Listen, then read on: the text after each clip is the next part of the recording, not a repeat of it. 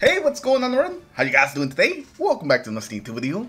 Today we're talking about weapons and what are the best weapons to use in Crucible, mostly used for trials. It's been 2 weeks of trials, so we kind of seen the meta evolve and some of the best weapons have risen to the top. So today we're gonna be talking about them and just talking about what are the best weapons to give you the best chance at going flawless in trials. But let's not waste any more time. Let's get into it. Let's look at these weapons. The first weapon that we're going to be taking a look at is a close range monster. It's the sidearm, the heliocentric. I'm sure you guys have seen the sidearm. With the special ammo changes, a lot more people are considering running double primary. And if they're running double primary, there's a high likelihood that they have this sidearm on. And it's for a good reason. This thing is insane at close range. Being able to melt somebody in just 0.67 seconds makes this weapon super reliable. And that's before you even get some perks going like kill clip or precision instrument. Once you get those involved, your time to kill gets even lower to a ridiculous level, like 0.5. This item has fantastic perks, but I think the main reason why people are using it and why it's so strong is that there's not as many shotguns around anymore. Before, you always had to, keep in mind that there was shotguns around and you wanted to use sidearm, but now that's not always the case. After like the first or second round, they might just not be any more special in the field, and that's really when this sidearms just like take over the game. Any close range fight, if you have a sidearm and they don't, you have a pretty big chance of just coming out on top, especially if you have this one. The worst part about this sidearm is that it's a random drop, so you can't really get it as easily as some of the other weapons that we're going to be taking a look at on this list. But that's mostly the main negative of the sidearm. Besides that, it's a pretty great close range weapon. Next up, we're taking a look at a submachine gun, the Unending Tempest. And I know target lock got hit on these SMGs, but they're still pretty damn good. And especially this one right here. I was actually surprised to still see this one on top, considering the Adjudicator just came out. But it looks like people are still holding on to their Unending Tempests and still putting in the work in trials with them. And I think the reason is that it's just a lot easier to get. A couple of engrams can get you a bunch of Unending Tempests. And there's actually a pretty good amount of good rolls you can get on this weapon, even if target lock is not one of them anymore. You could still get stuff like Fragile Focus. You could go for Collective Action if you're running one of those stasis builds. There's things like Tap the Trigger, Moving Target, Dynamic Sway Reduction. You have a lot of options here with this submachine gun that will still make this thing amazing, even with the target lock nerf. So it doesn't really surprise me this is still a popular weapon that we're still probably going to see for a while until either the SMGs get nerfed or they just release a much better SMG, but I don't see them doing that anytime soon. But yeah, the Unending Tempest continues to be a fantastic SMG, and if you like SMGs, this is probably going to be your go-to. Next up, we're stopping by a hand cannon, and it's not just a regular hand cannon because it's the best 120 hand cannon, the Igneous Hammer. This thing is a stat monster, and it's got some pretty fantastic perks with the perk refresh this season. And this weapon is one of the few hand cannons that are still in the top 10 of weapons since the update. The hand cannons took a beating with the changes, so there's actually not that many in the top 10 anymore.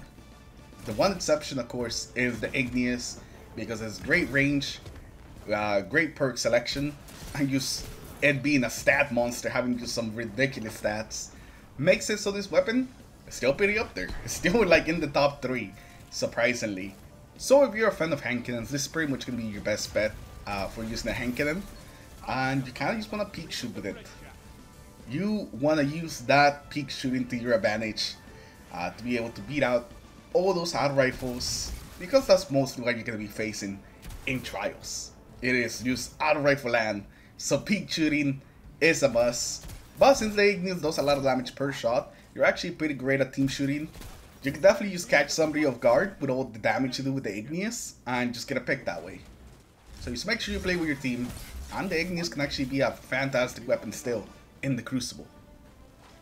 For some of the perks that you're looking for on the Igneous, anything with keep away will pretty much be pretty good. keep away with opening, keep away with moving target, keep away with Eye of the Storm. All of those roles are gonna be just fantastic. If you are on console like me, then Rapid Hit can also be a pretty good choice. That extra stability makes it really easy to land just follow-up shots on console. So that's what you're looking for on the Igneous. It can definitely still put in a lot of work. Don't underestimate the Igneous.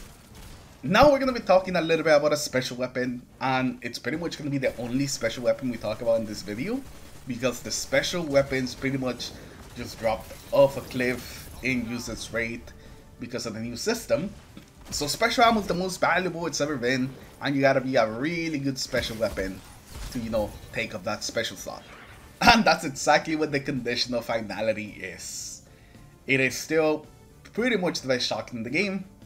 Being able to freeze, being able to ignite, being able to use destroy supers, including the most annoying ones, the whale and the bubble.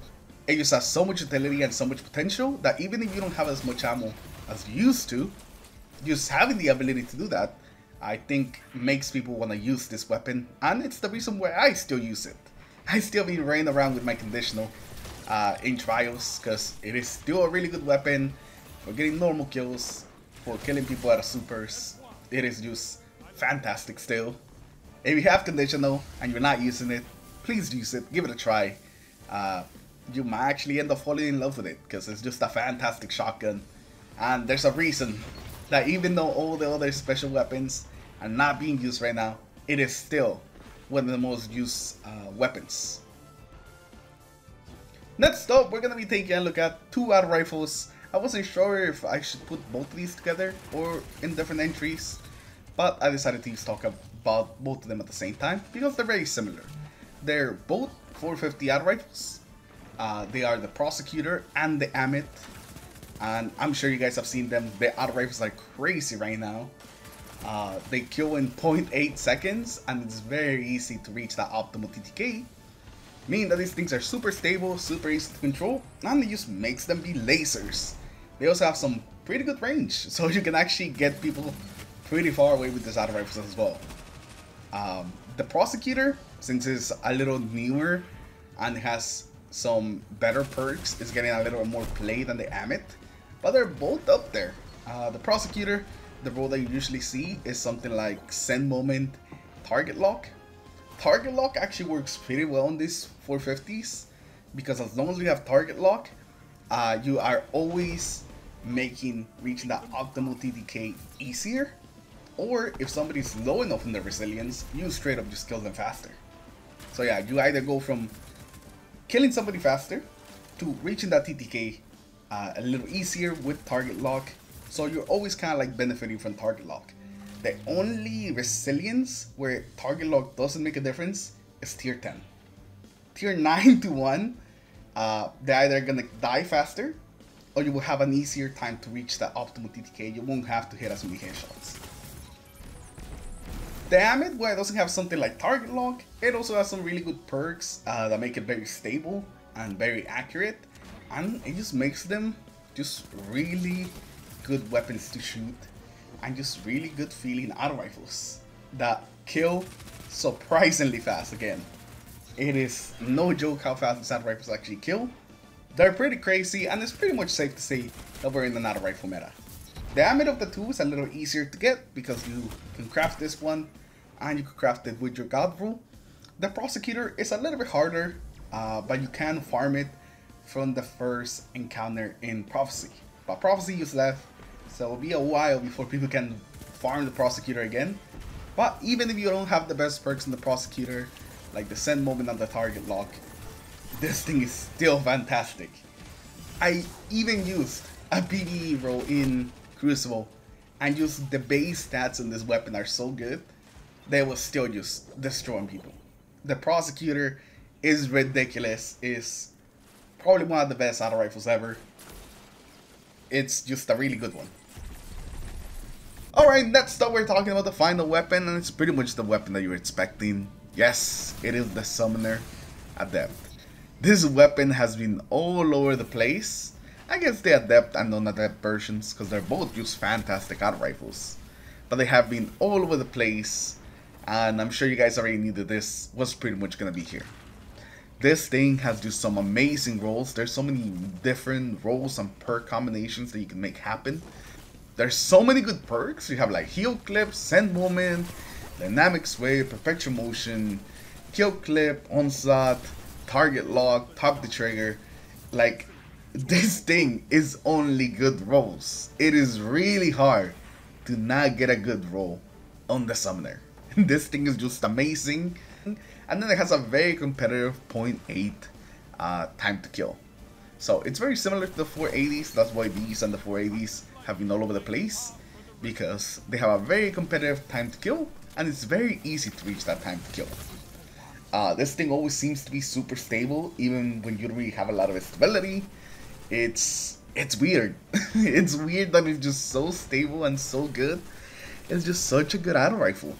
So it being very effective, having good rolls, and being very easy to use since it's an auto rifle is just all over the place.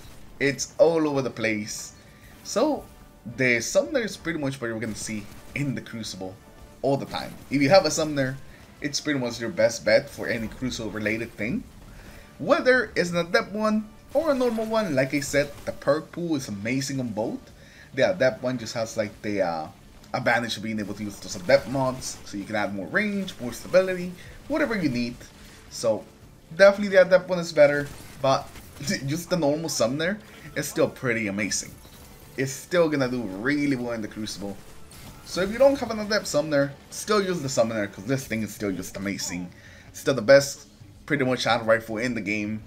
It's pretty crazy. So that's the last weapon that we're taking a look at today. Hopefully you guys enjoyed the video. Leave a like if you did, dislike if you didn't. Comment down below if you guys think that there's some weapons that I missed that I should have talked about. Comment those down in the comments below. Anyways, thank you all for watching today. Have a good rest of your day, and I'll see you guys in the next video. Peace.